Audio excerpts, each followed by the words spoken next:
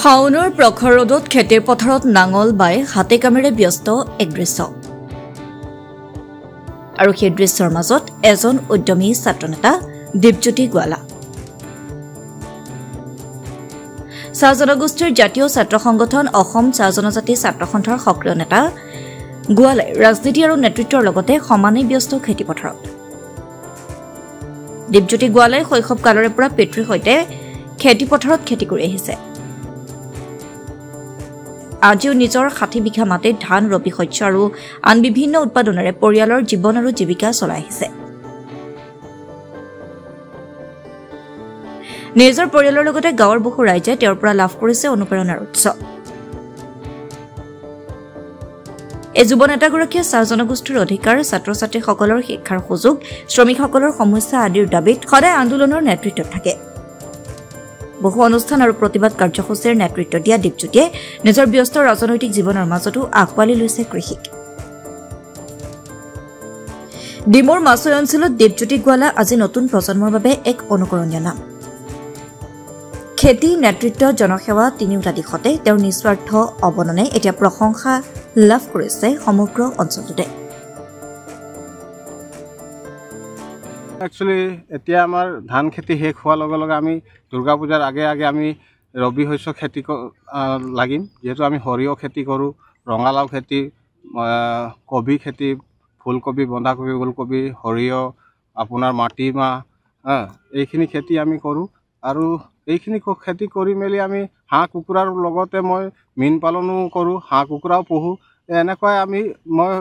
মানে ইতিমধ্যে মই মোৰ লগতে মোৰ ঘৰখনো চলাই আছোঁ আৰু মই নৱপ্ৰজন্মক এটাই কওঁ যে আমি এইখিনি কৰিব লাগে আৰু লোকৰ ওপৰত ডিপেণ্ড কৰি থকাতকৈ আমি নিজে এটা কৰ্মসংস্থাপন কৰি যদি জীয়াই থাকিব পাৰোঁ মূৰ তুলি জীয়াই থাকিবলৈ এটা সাহস হয় শিক্ষা ক্ষেত্ৰতো সহায় কৰি আহিছে কেনেধৰণে সহায় কৰে যিহেতু বহু ল'ৰা ছোৱালী বহুত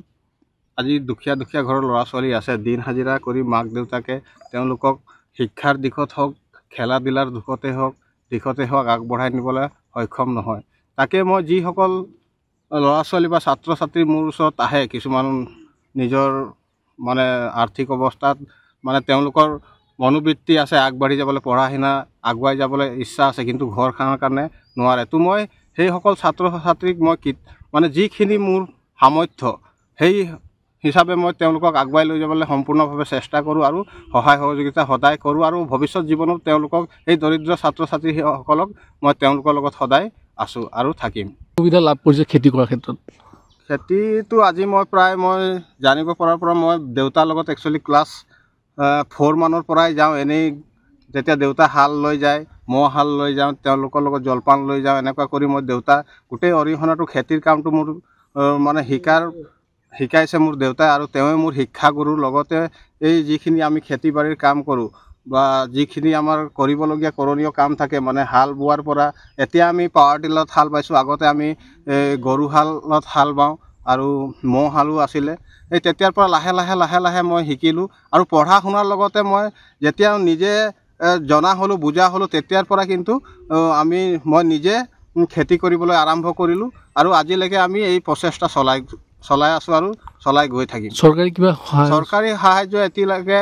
মই কোনো ধৰণৰ পোৱা নাই যেহেতু বিভিন্ন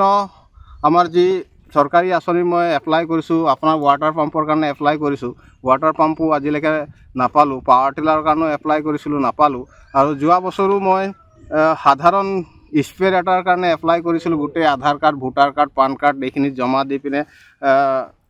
আহিলোঁ কিন্তু এমাহৰ ভিতৰতে হ'ব বুলি ক'লে কিন্তু সেইখিনি বস্তু আঁচনি আহিলে কিন্তু মই বিশেষ সূত্ৰে গম পালোঁ দুজনমান মানুহক সেইখিনি ডিষ্ট্ৰিবিউট কৰি আৰু বাকী বস্তুখিনি বন্ধ কৰি দিলে ক'ত কি হ'ল সেই বস্তুটো কিন্তু আজিলৈকে অৱগত নহয় আজি মই প্ৰায় 15 দিন আগত আকৌ অফিচলৈ গৈছিলোঁ